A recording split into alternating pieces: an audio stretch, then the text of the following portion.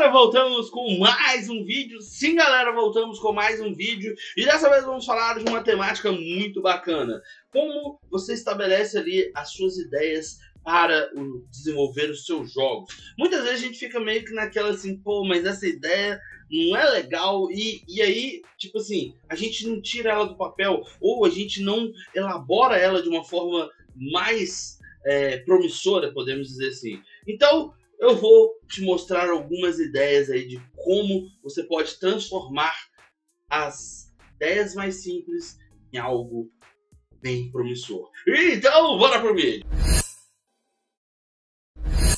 É isso mesmo, galera! Vamos falar de criação de jogos, criação de mundos, world building. Não vamos entrar muito em detalhe do world building em si, mas eu vou trazer alguns elementos que eu utilizo para a criação das minhas ideias, dos meus jogos, dos meus projetos. E assim, eu vou ser bem sincero, eu não vou falar com você que o jeito que eu faço é o melhor jeito, é o jeito certo, porque assim, existem várias formas de você fazer a construção do seu GDD, do seu protótipo, do seu jogo. Muitas vezes alguma pessoa vai lá e cria o protótipo do jogo primeiro e valida algumas ideias de mecânica, algumas propostas, e aí sim, depois que começa a desenvolver o jogo em si, começa a vir com o GDD, com as mecânicas, com boss, com elementos ali de puzzle ou o que mais que pode entrar na sua ideia de jogo. Porém, eu gosto muito de colocar em um contexto o seguinte: eu tenho uma ideia muito ambiciosa, onde eu quero criar jogos que tenham conexões um com o outro. E sim, não sei se eles vão fazer parte do mesmo universo, se eles vão fazer parte de universos distintos, eu não sei, mas eu quero que eles tenham uma certa conexão.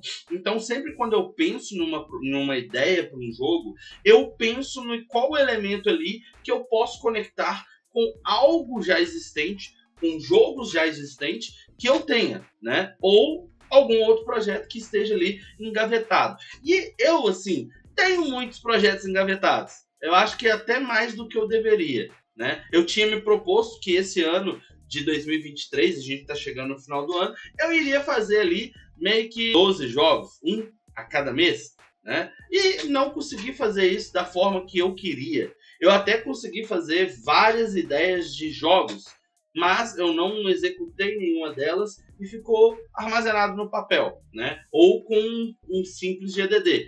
E aí vem esse ponto. Muitas vezes, quando a gente tem essas ideias ambiciosas, a gente sai naquela questão assim de não tirar as ideias do papel e acaba não fazendo nada, não executando nada.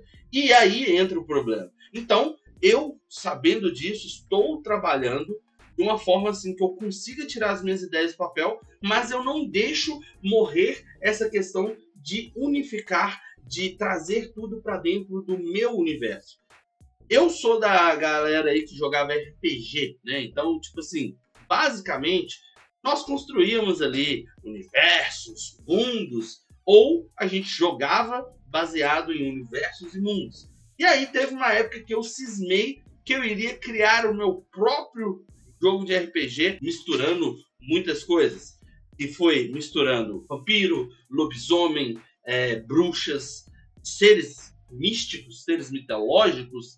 E daí meio que nasceu Orderos. Sim, uma organização interplanetária de criaturas e mundos alienígenas. E por aí vai, né? A gente desenvolveu uma sigla gigante que poderia significar muita coisa. Mas Orderos ainda existe. Eu tenho várias documentações, digamos assim, rabiscos sobre este universo que, assim, de certo modo não chegou a tanto em evidência. Mas eu confesso para vocês que eu não acho isso hoje, mas se bobear, eu tinha muita coisa em RPG Maker sobre o universo de Orderos, onde que eu criei ali as histórias e tudo mais, e era um RPG. Então, assim, tecnicamente, era uma mecânica. Então eu usava o RPG Maker para criar ali as coisas que você não precisava necessariamente programar. Porém, depois de um tempo, eu fiquei sabendo de faculdade de desenvolvimento de jogos e resolvi fazer isso, me aventurar. E aí eu aprendi algumas outras coisas sobre o desenvolvimento de jogos. Mas a questão que eu queria deixar claro que, assim, como eu falei, não importa o certo ou o errado.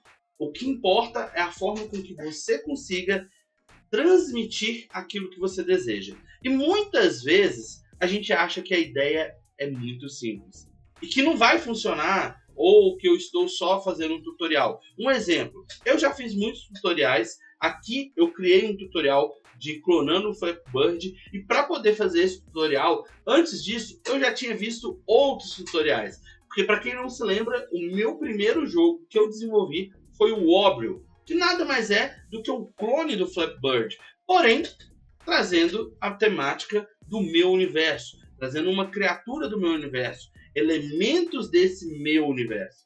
Então, assim, não importa se é simplesmente um clone de um jogo já existente, desde que você comece a pensar no que você pode trazer de originalidade. Por quê? A mecânica, existem vários jogos que copiam a mesma, entre aspas, mecânica. Por exemplo, Mario, Sonic, 2 jogos de plataforma, né? Mas você é um ouriço, o outro você é um encanador.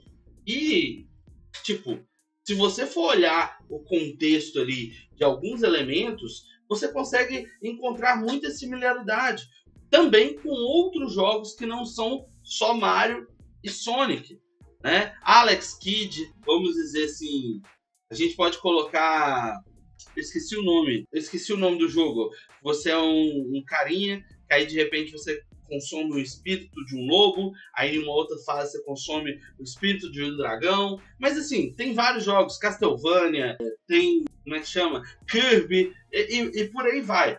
Eu não vou ficar listando vários jogos aqui, porque a minha cabeça às vezes faz um bereguedete aqui, que eu não consigo lembrar tão bem assim das coisas.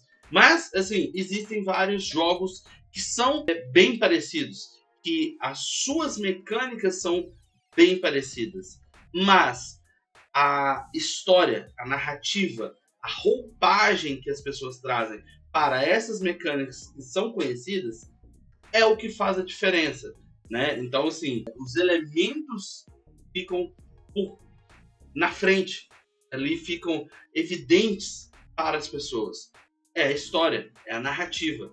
E essa narrativa pode ser, um exemplo, se a gente for pegar o Flappy Bird, beleza, a gente tem o Wobbly, que eu criei, que é uma criatura parecendo um olho meio que morcego, que gosta de Nardak, que é uma fruta típica do planeta dele. Então, assim, se você for colocar em um contexto, ok, é uma história diferente e você traz ali o mesmo elemento do Flappy Bird. Ah, mas, pô, Flappy Bird é um clone assim, como que eu poderia trazer uma ideia? Imagina se você vivesse no fundo do mar, você fosse uma sereia ou um tritão e você tivesse que desviar das algas marinhas e das redes dos pescadores. E aí você teria que passar entre as algas e as redes coletando conchas. É um Flappy Bird, mas agora a gente trouxe para uma temática no fundo do mar, com elementos do fundo do mar, com contexto do fundo do mar. Ah, mas e se a gente colocasse isso colocando, sei lá, podemos dizer assim, espaço, ou simplesmente triângulos e círculos vindo de baixo em cima, né? Você poderia colocar uma coisa mais minimalista, então um triângulo desviando de vários triângulos, sei lá, é minimalista. E tudo traz a mesma mecânica. Então, assim, muitas vezes a gente se apega à questão de estar fazendo um tutorial. E eu falo por experiência própria. Eu também tenho essa questão de, eu só estou fazendo um tutorial, não estou conseguindo ter ali, criar uma mecânica da minha cabeça do zero. Mas a única forma de você também conseguir fazer isso é se você praticar, se você desenvolver. E aí vem o outro contexto. Ah, mas eu vou fazer só jogo desse tipo? Não, você pode fazer outros tipos. Um exemplo, quando você cria a mecânica de clicar na tela e o personagem subir, ele tá descendo, aí você clica na tela e ele sobe. Ele tá descendo, você clica na tela e sobe. Beleza, você já criou uma mecânica que pode ser para desviar de canos. Mas, e se o personagem estiver segurando um balão e ele não puder cair ou ter que desviar de lobo, raposa, águia? Aí, eu acabei de falar com vocês do meu outro joguinho, Fly Shut! Sim, é basicamente a mesma ideia, a mesma proposta de mecânica, feita de formas diferentes e com contextos diferentes. Para quem não sabe, Flyship é um jogo que eu desenvolvi também, aonde a gente pega o Barry, uma ovelhinha que tem um amigo balão, e ela voa com o seu balão por diversos lugares do mundo. Eu criei um livro infantil, eu ainda não publiquei, criei a história, é o processo. Quando eu falo que a gente vai lá e cria várias coisas, e às vezes essas coisas não saem ali da parte criativa, né? Não sai uma publicação, não sai um jogo, é exatamente isso. Mas eu criei um livro infantil que faz essa abordagem, onde a gente tem o Barry, que é uma ovelha que tem um amigo balão, que tinha um sonho de conseguir voar. E ela tentou diversas vezes voar e não conseguiu, até encontrar esse amigo balão. E aí é uma temática bem lúdica, uma temática bem interessante, que eu peguei esse personagem e joguei em um jogo. E acabei de pensar em uma forma de usar esse... Voltando ao foco, não vamos fugir do assunto, não. Esse é o problema. Muitas vezes a gente acaba tendo uma ideia no meio do processo de uma ideia que a gente teve. Mas seguimos com a proposta. Então, assim, basicamente, o que eu quero que você pense não fique apegado a você estar fazendo tutoriais, a você pegar uma ideia simples. Por quê? A ideia simples pode se tornar promissora. Depende de como você vai vender essa ideia. Então, aí entra a parte da narrativa, da criação da história, da jornada que você vai fazer o seu personagem ter, ou a proposta do seu jogo, e convencer as pessoas daquilo que você está vendendo. Que aquilo não é só um Flappy Bird, aquilo não é só um Mario, né? Aquilo não é só um jogo de plataforma, né? Aquilo é algo que você tem a oferecer, que as pessoas vão gostar se elas derem a oportunidade de conhecer. Basicamente, eu concluo para você com isso. Muitas vezes a gente fica com esse receio de arriscar a colocar as nossas ideias para fora. Mas, muitas vezes, você está desperdiçando algo que é extremamente promissor. Então, não faça isso. Não abandone suas ideias. Então, ficamos por aqui. Se você gostou do vídeo, deixa aquele like, compartilhe o vídeo com os amigos. Lembrando, se você também quer desenvolver jogos, tem um curso aqui embaixo na descrição que é sensacional, o NanoClass. Você vai desenvolver vários jogos do zero, do absoluto zero. Ah, eu vou seguir um tutorial. Não, depende de como você vai criar essa sua história. Então, ficamos por aqui, nos vemos no próximo vídeo. Tchau!